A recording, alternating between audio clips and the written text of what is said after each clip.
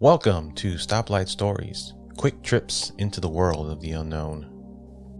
On July 5th, 1884, Tom Dudley, Edwin Stevens, Edmund Brooks, and Richard Parker were on the ship Mignonette when it sank just northwest of Cape of Good Hope in South Africa. The ship sank within 4 minutes, and they escaped onto a lifeboat with 2 tins of turnips and no fresh water. They were 700 miles from the nearest land, and their food was running low, and they had no fresh water in sight, so they became desperate.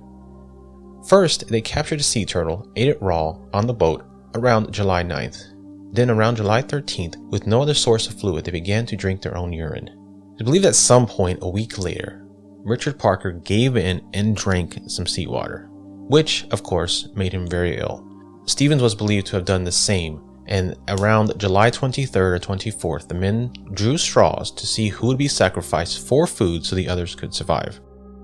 Richard Parker drew the short straw. The next day, Dudley and Stevens held the lad down and pushed a penknife into his jugular vein until he died. Dudley and Parks consumed most of Richard Parker's body, while Stevens ate very little. They finally managed to capture some rainwater, and on July 29th were rescued by the sailing ship Montezuma. Once brought home, they confessed what they did. Dudley and Stevens were sentenced to the death penalty with a recommendation for mercy. Brooks, not having participated in the murder, was not tried and set free. That's all horrible in its own right. But the spooky part is that this real-life tragedy was written about 46 years earlier by none other than Edgar Allan Poe.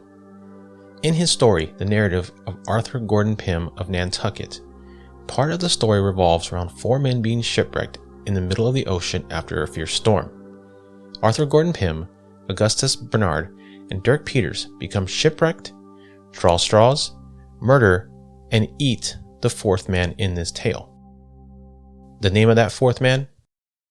Richard Parker.